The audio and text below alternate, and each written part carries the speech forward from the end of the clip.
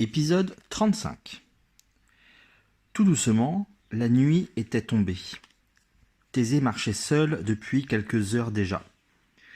Après avoir fini son récit, Hermès avait pris congé du jeune homme.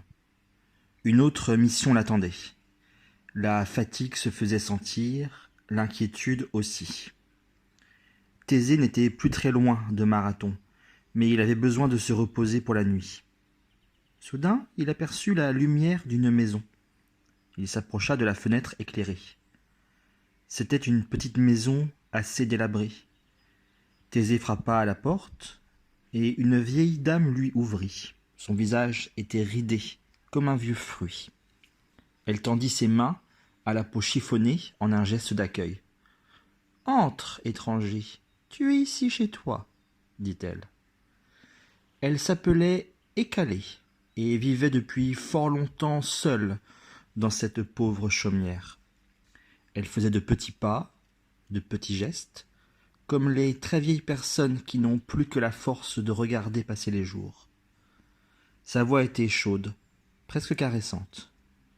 Assis au coin du feu, tout près d'elle, Thésée se sentit envahi d'un grand bien-être. Ayant appris ce que son visiteur venait faire par ici, Écalée décida de veiller sur lui. Elle lui servit un bol de soupe, puis elle se remit doucement à filer la laine. Tout en travaillant, la vieille dame fredonnait une chanson douce. Des images d'enfance surgirent alors dans l'esprit de Thésée. Il se revit petit garçon au coin du feu. Il se revit la tête posée sur les genoux d'Aétra, sa mère. Il fut pris d'une grande nostalgie et de beaucoup de doutes. Que faisait-il donc de sa vie? Après quoi courait-il ainsi?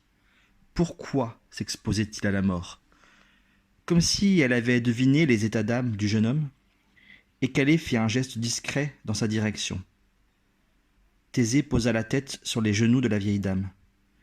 Écalée continua à fredonner doucement, et Thésée s'endormit, ainsi bercé, protégé, réconforté. Au petit matin, Thésée quitta la maison, confiant et reposé. Avant de le laisser partir, Écalée lui avait confié le casque et le bouclier de son mari, mort depuis longtemps.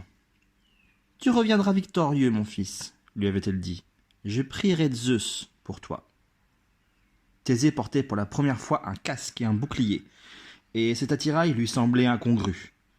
Mais il n'osa pas refuser de peur de vexer Écalée. Elle resta longtemps sur le pas de sa porte à le regarder s'éloigner, jusqu'à ce qu'il ne soit plus qu'un petit point noir à l'horizon. C'est l'odeur qui fit comprendre à Thésée qu'il s'approchait du but, une odeur de brûlé qui piquait le nez et la gorge. Les rares buissons qui bordaient le chemin étaient tout noirs. Ils avaient été ravagés par le feu qui sortait des naseaux du taureau.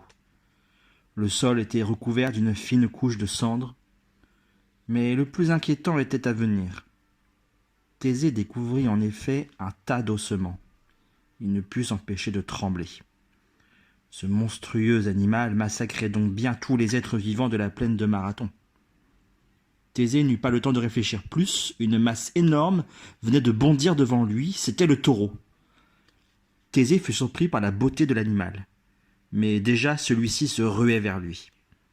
Effrayé, le jeune homme se jeta sur le côté pour l'éviter. Le taureau fit demi-tour et le chargea. Thésée esquiva à nouveau. Il avait baissé la visière de son casque et utilisait son bouclier pour se protéger des flammes qui jaillissaient des naseaux du taureau. Passé son premier moment de frayeur, Thésée s'amusa à narguer le monstre. À chacun des passages de la bête, Thésée s'écartait au dernier moment. Le taureau s'essoufflait, les heures passaient et le combat durait, ou plutôt l'évitement du combat. Le regard de l'animal se couvrit bientôt d'un voile de fatigue. Lorsque le taureau sembla à bout de force, Thésée décida que le moment était venu. L'animal fonça encore sur lui, la tête baissée. Cette fois, Thésée ne s'écarta pas. Il attrapa le taureau par les cornes et pesa de tout son poids.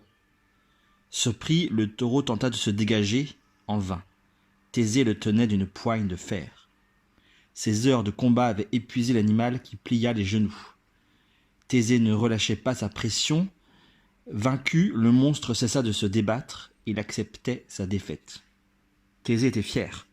Il s'était montré plus malin que le monstre et n'avait utilisé sa force qu'après avoir fait marcher son intelligence. Il enchaîna le taureau et prit aussitôt le chemin du retour. L'animal soumis le suivait désormais sans difficulté. Le jeune homme était impatient d'annoncer sa victoire à la vieille Hécalé. Pendant tout le combat, il avait senti son soutien bienveillant.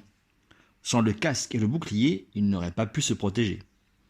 Hécalé lui avait ouvert ses bras et son cœur avec tant de bonté qu'elle lui était devenue aussi proche qu'un membre de sa famille. Lorsqu'il aperçut la maison de loin, Thésée fut empli de joie, comme s'il rentrait chez lui. Cette nuit partagée avec la vieille dame l'avait nourri. Mais plus il approchait, plus Thésée était inquiet. Pourquoi Hécalé ne venait-elle pas sur le seuil de sa porte? Et pourquoi aucune fumée ne sortait de la cheminée?